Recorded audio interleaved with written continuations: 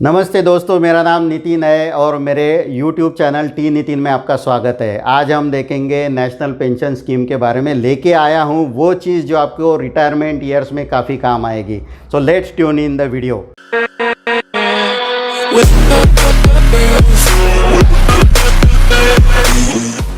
Okay, तो बात करेंगे नेशनल पेंशन स्कीम के बारे में। नेशनल पेंशन स्कीम ये पेंशन कम इन्वेस्टमेंट स्कीम है, गवर्नमेंट ऑफ इंडिया ने लॉन्च की है।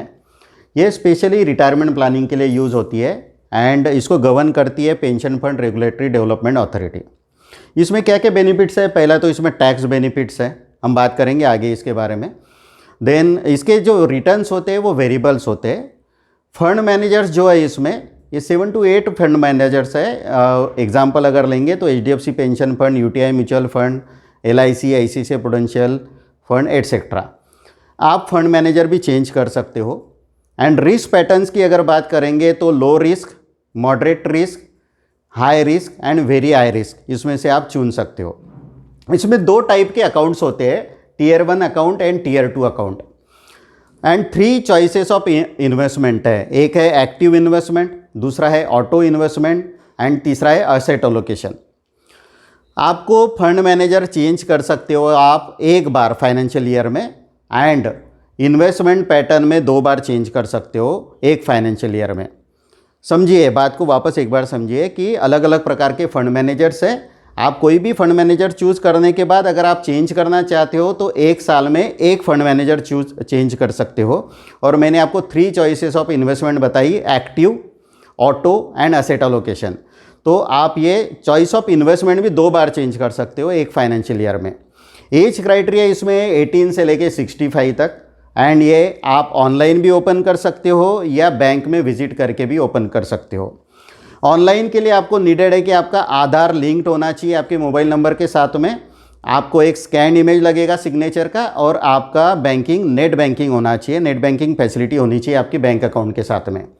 आप इसको मिनिमम 500 रुपीज़ के साथ भी ओपन कर सकते हो। जी हाँ दोस्तों, 500 रुपीज़ बोल रहा हूँ मैं, 500 रुपये से भी आप NPS अकाउंट ओपन कर सकते हो। ये अकाउंट आपको एक्टिव रखने के लिए किसी भी फाइनेंशियल ईयर में कम से कम 500 रुपये से भी आप एक्टिव रख सकते हो। दोनों चीज़ों का फ़र्क समझिए। 500 रुपीज़ से आप इसको ओपन कर सकते हो, एंड अगले साल अगर आप ज़्यादा निवेश इसमें नहीं कर पा रहे हो और आपको अकाउंट एक्टिव रखना है तो आप मिनिमम 500 रुपीज़ से भी इसको एक्टिव रख सकते हो। इसका मैच्योरिटी होगा एट द एज ऑफ 60। आप कभी भी शुरू करें, इसका मैच्योरिटी एज 60 रहेगा। मैच्योरिटी में आपको 2 ऑप्शंस रहेंगे। एक तो आप इसको वापस 10 ईयर के लिए बढ़ा सकते हो, मतलब 70 की एज तक के आप इसको बढ़ा सकते हो, या आप NPS से एग्जिट कर सकते हो, नेशनल पेंशन स्कीम से आप एग्जिट कर सकते हो। बट एग्जिट में आपको लमसम का 60% आप निकाल पाओगे। आपका जो भी कॉर्पस बना है, इस कॉर्पस का 60% आप निकाल पाओगे, जो टोटली टैक्स फ्री रहेगा। एंड 40% का कॉर्पस से आपको एन्युटी परचेस करना है। एन्युटी प्रोडक्ट्स के बारे में मैं किसी वीडियो में और ज़्यादा डिटेल में बताऊंगा आपको। बट एन्युटी प्रोडक्ट्स वो होते हैं जिसको परचेस करने के बाद आपको मंथली पेंशन मिलती है। तो एग्जिट वापस एक बार सुन लीजिए, जितना भी कॉर्पस होगा उसके 60% आप लमसम निकाल सकोगे, एंड बचे हुए 40% का एन्युटी परचेस करोगे जिसका मंथली पेंशन आएगा।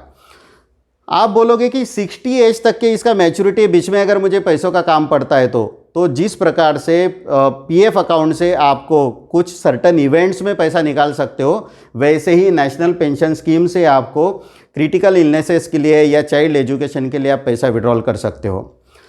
ये हो गया NPS का Tier 1 Tier 2 अकाउंट के बारे में। Tier 2 अकाउंट के बारे में अगर मैं बात करूँ तो नो मिनिमम इन्वेस्टमेंट, कोई भी मिनिमम इन्वेस्टमेंट का कोई क्राइटेरिया नहीं है, कोई रिस्ट्रिक्शंस नहीं है विड्रॉल के ऊपर, एंड कोई टैक्स बेनिफिट भी नहीं मिलेगा आपको Tier 2 अकाउंट के लिए। तो इससे पहले जो मैंने बातें बताई थी टैक्स बेनिफिट के बारे में, तो अभी हम आएंगे इसके ऊपर। बट जो मिनिमम इन्वेस्टमेंट के बारे में बताया था वो मैंने बताया था Tier 1 अकाउंट के लिए। Tier 2 अकाउंट के लिए वापस एक बार सुनिए, कोई भी मिनिमम इन्वेस्टमेंट की ज़रूरत नहीं है, कोई रिस्ट्रिक्शन नहीं है, विड्रॉल के ऊपर में कोई रिस्ट्रिक्शन नहीं है, एंड कोई टैक्स बेनिफिट भी नहीं रहेगा आपको Tier 2 अकाउंट में। तो किसी को भी लगेगा कि क्या मैं डायरेक्टली Tier 2 अकाउंट ओपन कर सकता हूँ? जी नहीं दोस्तों, आपको पहले Tier 1 अकाउंट ओपन करना है, उसके बाद ही आप Tier 2 अकाउंट ओपन कर सकते हो। अभी जानते हैं टैक्स बेनिफिट्स के बारे में। जैसे कि मैंने बताया था Tier 2 अकाउंट को कोई टैक्स बेनिफिट्स नहीं है, बट टीयर 1 अकाउंट को क्या टैक्सेशन बेनिफिट्स है नेशनल पेंशन स्कीम में। तो पहला बेनिफिट है जो 80 CCD 1 के में आता है, जो आता है 1.5 लाख रुपए तक। This is inclusive in 80C। 80C का जो 1.5 लाख का बकेट है उसी में आपको 80 CCD नेशनल पेंशन स्कीम के तहत 1.5 लाख रुपए तक का डिडक्शन मिलेगा आपकी इनकम में से।